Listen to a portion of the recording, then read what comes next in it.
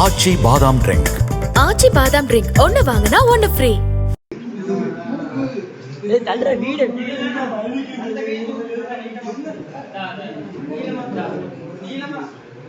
அடிக்காதீங்க என கதறுகிறார் அந்த மாணவர். ஆனாலும் முட்டி போடுடா என மிரட்டுகிறார்கள் சுற்றி நிற்கும் மாணவர்கள். லேட்டாக அடிப்பேண்டா, சொன்னா கேளுடா என மீண்டும் மிரட்ட அந்த மாணவர் ஏற்கனவே தாக்குதலுக்குள்ளான வலியில் வேறு வழியில்லாமல் முட்டி போடுகிறார். கையை தூக்க முடியாமல் இடதுகை தோள்பட்டையை காண்பித்து கையை தூக்க முடியல, வலிக்குது என கைகூப்பி அச்சத்துடன் கதறி துடிக்கிறார். ஆனாலும் முட்டி போட்ட நிலையில் கையை தூக்கச் சொல்லி சுற்றி நின்று மிரட்டுகிறார்கள் அந்த மாணவர்கள். மீண்டும் அந்த மாணவர் வலிக்குது என கதறுகிறார். ஆனாலும் ஈவு இரக்கமில்லாத இன்னொரு மாணவன் அவரது கையை பிடித்து தூக்க வைக்கிறான்.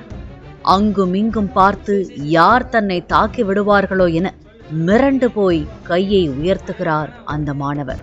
இனிமே அப்படி பண்ண மாட்டேன்னு சொல்லு, கை கீழே வரக்கூடாது, நைட்டு ஃபுல்லா கை கீழே இறங்கக்கூடாது என மிரட்டலான கட்டளையை இட அப்படியே சுழன்று கீழே விழுகிறார் அந்த மாணவர்.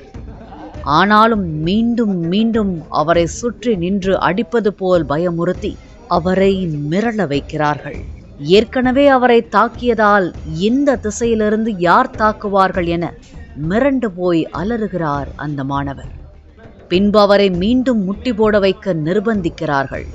அவர் மீண்டும் கையெடுத்து கும்பிட்டு கதறுகிறார்.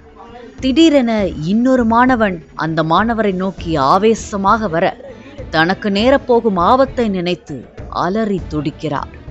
ஆனால் அதற்கு பிறகு அவருக்கு என்ன நேர்ந்தது என்பதற்குள் அந்த வீடியோ கட்டாகிறது. கோவை மாவட்டம் குனியமுத்தூர் பகுதியில் உள்ள தனியார் கல்லூரியில் 1ஆம் ஆண்டு மாணவர்கள் சீனியர் மாணவர் ஒருவரை தாக்கிய இந்த வீடியோதான் சமூக வலைதளங்களில் பரவி அதிர்ச்சியையும் பரபரப்பையும் ஏற்படுத்தியுள்ளது.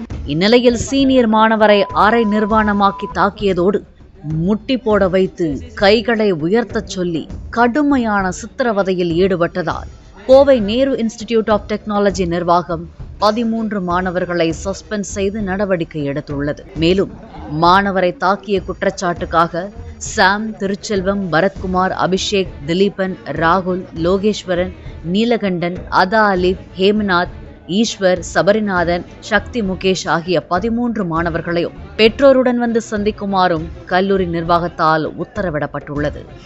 மாணவர்களால் சித்திரவதைக்கு ஆளான மாணவர் மருத்துவமனையில் சிகிச்சை பெற்று வருகிறார். இதனைத் தொடர்ந்து காவல்துறையின் விசாரணையில் தான் முழுமையான தகவல் வெளியாகும் என கூறப்படுகிறது. என்ன காரணமாக இருந்தாலும் அதை சட்ட ரீதியாகத்தான் அணுகி இருக்க வேண்டும். படிக்க வேண்டிய வயதில் வன்முறை என்பது எதிர்கால வாழ்க்கையையே சீரழித்துவிடும் என்பதே கல்வியாளரின் கருத்தாக உள்ளது. சீனியர் மாணவர் ஒருவரை விடுதியில் இருந்த 13 ஜூனியர் மாணவர்கள் சித்திரவதை செய்து அதை வீடியோ எடுத்த விவகாரம் பெரும் அதிர்ச்சியையும் பரபரப்பையும் ஏற்படுத்தி வருகிறது. ஆச்சி பாதாம் ட்ரிங்க். ஆச்சி பாதாம் ட்ரிங்க் ஒன்னு வாங்கினா ஒன்னு ஃப்ரீ.